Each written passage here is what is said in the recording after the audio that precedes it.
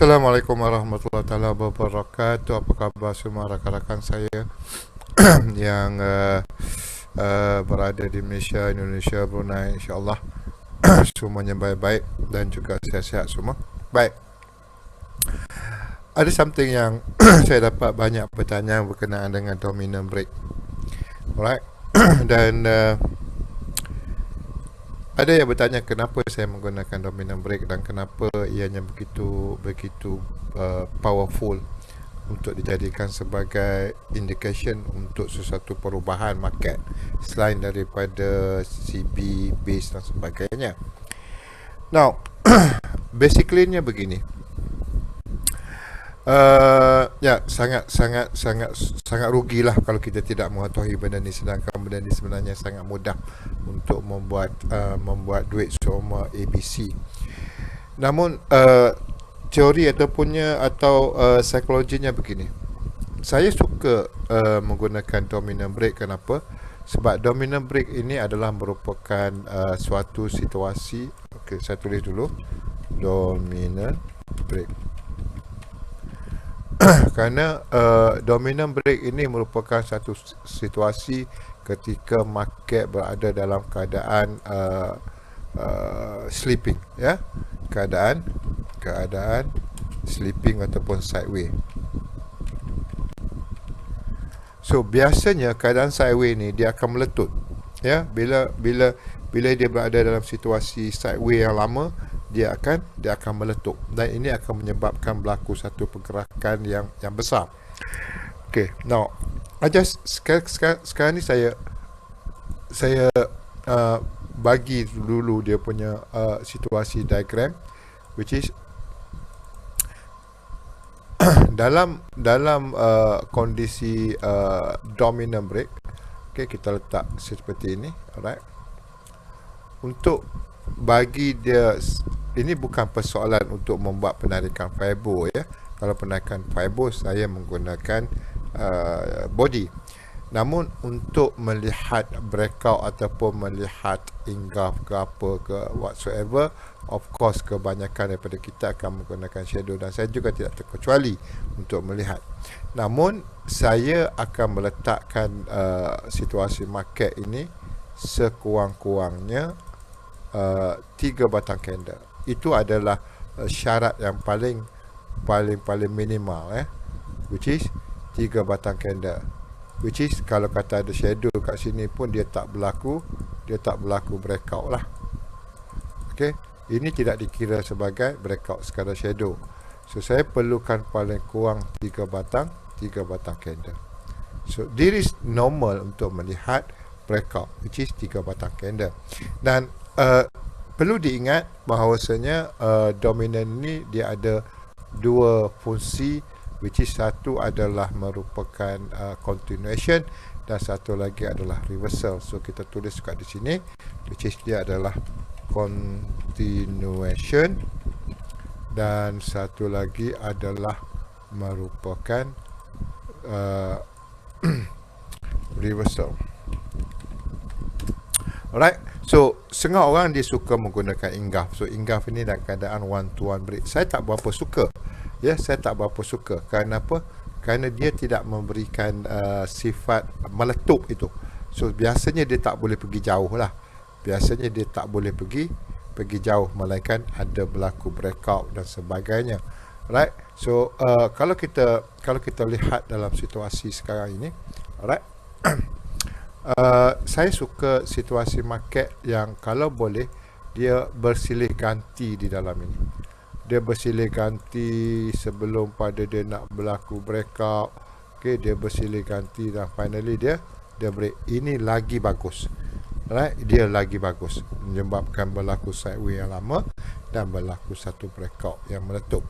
So remember dalam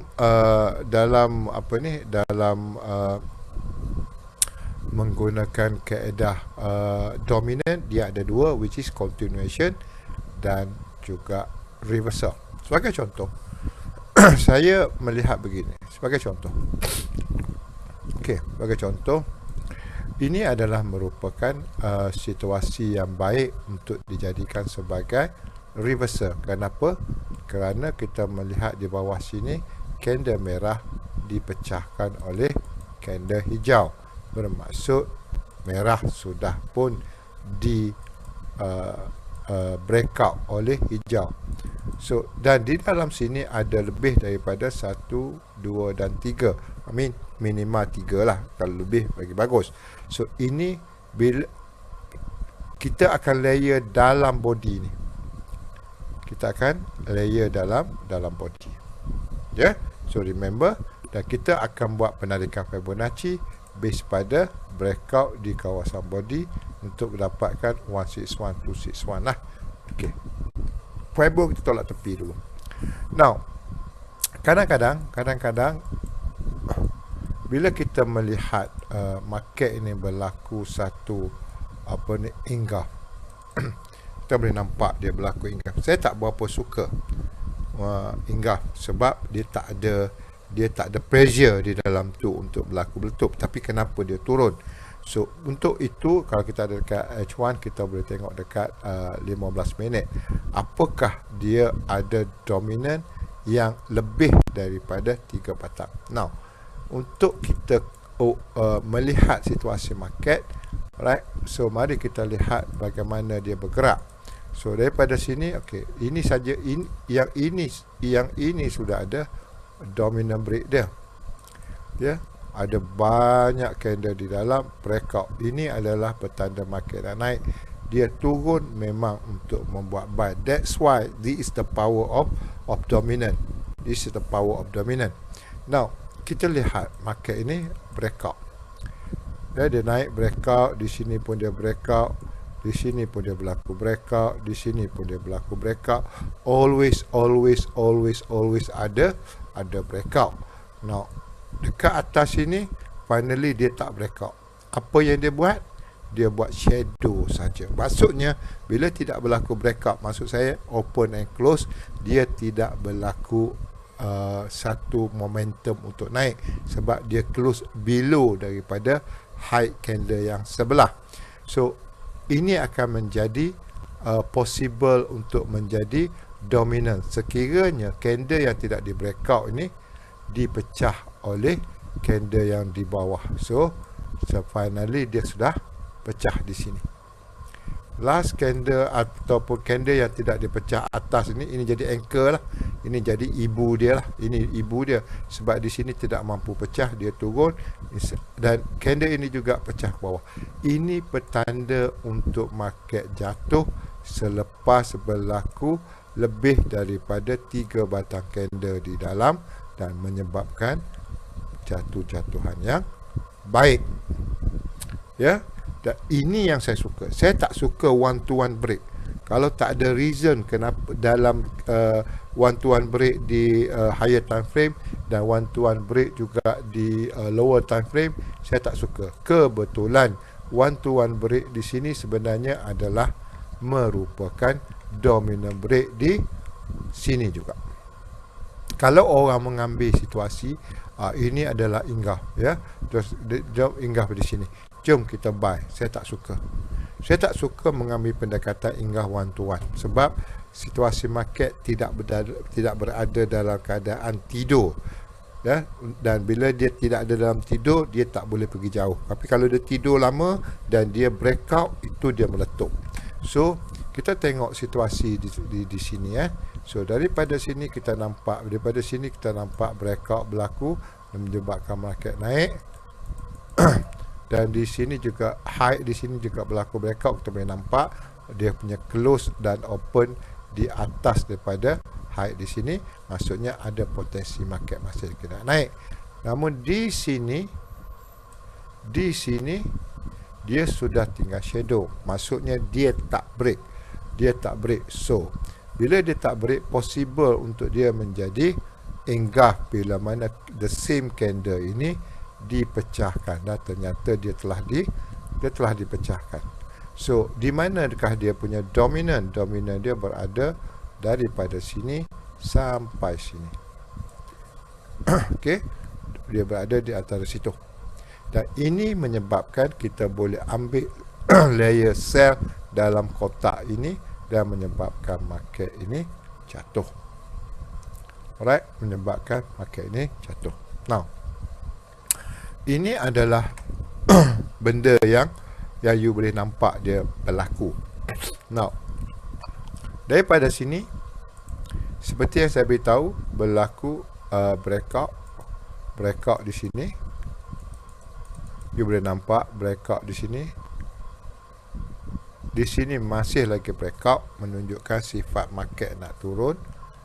Di sini pun masih lagi breakout, menunjukkan sifat market nak turun. Namun the last candle sudah tidak berlaku breakout. Namun dia naik dan memecahkan di sini. Now, ini saya tak suka. Kenapa? Kerana di sini dia one to one break. One to one break saya tak suka. Kenapa? Kerana dia tak mampu untuk membuat satu letupan. Dia tak mampu untuk naik lebih, tak berlaku sideways untuk meletup. Now, kemudian kita lihat the next candle. The next candle ni, bawah ni masih sama, yang ini yang ini. Right, this candle. Tiba-tiba dia mengumpul kekuatan di dalam body dia. Dia kumpul dan market menjadi sideways lama kan. Kita boleh nampak dia buat sideways tu, kita sabar. So ini adalah contoh untuk continuation up. Dah berlaku ingaf, tapi saya tak ambil. Sebab apa? Saya tak berapa yakin dengan ingaf semata-mata. Sebab banyak ingaf one to one break, banyak yang fake. So saya tak nak ambil. So now di sini adalah continuation. Ini adalah continuation buy. Sebab dah berlaku ingaf dan di follow by candle hijau dipecahkan oleh candle hijau. Kalau hijau pecah by merah, dia adalah reversal. Yang ini hijau dipecahkan oleh hijau. Maksudnya body mother candle hijau, yang datang juga hijau, sama-sama hijau. So itu adalah continuation untuk buy. Itu adalah continuation untuk buy. Right? So this is a continuation buy. Dan in fact ada base mati. Okey, tak apa, kita tak tengok tu lagi. Now daripada sini kita akan, bila dia ni biasanya dia akan masuk, kita akan layer dalam ni ya. Kita akan layer dalam tu dan market ini naik. Agak menarik kenaikan dia, lebih kurang dalam 60 pip ya. 60 pip ya. Ni GU. Okey. Saya buka GU lah. Now tengok di sini. Yang ini yang saya kata saya tak berapa suka. Kenapa? Kerana daripada sini kita boleh nampak every time dia berlaku breakout ni pun high ni pun berlaku breakout, this one pun berlaku breakout. Cuma di sini market tak mampu buat breakout. So mungkin momentum buyer sudah semakin kurang. Now, so after that dia pecah di sini. Kalau kita lihat di H1, saya tak berapa suka situasi begini. Kenapa? Kerana dia one to one break. One to one break biasanya dia tak pergi jauh. Yang nak meletup adalah dalam dominan, yang mana sideways sudah lama dan berlaku satu letupan untuk naik. Kalau dia one to one break, selepas dia naik dengan momentum, dia turun pun dengan momentum, biasanya tak begitu kuat ya, bagi saya lah. Orang lain saya tak tahu, bagi saya. Namun kita lihat apa yang ada di situ. Bila kita lihat di sini, rupanya di sini ada dominant break di 15 minit. That's why yang ingaf tadi di H1 followed by dominant di time frame 15 minit. Now tengok di sini, market ni always breakout up, breakout lagi di sini, breakout. Follow saya punya garis. Di sini berlaku breakout, di sini berlaku breakout, di sini masih lagi berlaku breakout, tapi di sini sudah tak ada lagi yang mampu untuk break dia. Kita tunggulah. Kita tunggu, tak ada yang break dia. Tetapi yang ini akan jadi anchor ataupun akan jadi dominant sekiranya the same candle yang tidak mampu dipecahkan ini dipecahkan di bawah. Okay, so now kita dapat satu kawasan dominant break, which is di dalam dia ada lebih daripada 3 batang candle dan market datang memecahkan. You boleh nampak dia touching masuk, ini kawasan daya. Okey, tetapi remember yang ini dominannya di mana? Dominannya berlaku di 15. Tetapi dominan tidak berlaku di H1. Di sini bukan dominan di H1. So yang bawah ini lebih kuat naiknya kerana apa? Dominan di H1. Yang turun ini dominan di 15. Dominan di 15. Alright. So now di sini kita nampak ada satu lagi dominant break. Okey, kita nampak ada satu lagi dominant break. Okey, saya buang Yang ini adalah dominan di 15 minit Ini dominan di 15 minit. Tetapi tak berlaku di H1. So dia turun sekadar di 15 minit. Now, yang di H1, sekarang kita ada dekat H1. Right, kita follow. Market ini turun dan berlaku breakout. Market turun lagi, berlaku breakout. Tapi yang ni dia masuk ke dalam kawasan ini, memang kita akan buat buy lah. Sebab dia dah masuk dalam zon dominan yang sebelum. Tetapi andai kata anda takut ataupun anda nak melihat sifat market, finally di hujung sini tidak dipecahkan lagi. Namun you tengok the same candle yang menjadi dominan, yang bakal menjadi dominan, candle yang sama, iaitu di hujung sini telah dipecahkan. Alright. Di hujung sini telah dipecahkan. Okay, so ini akan menjadi reversal. Why?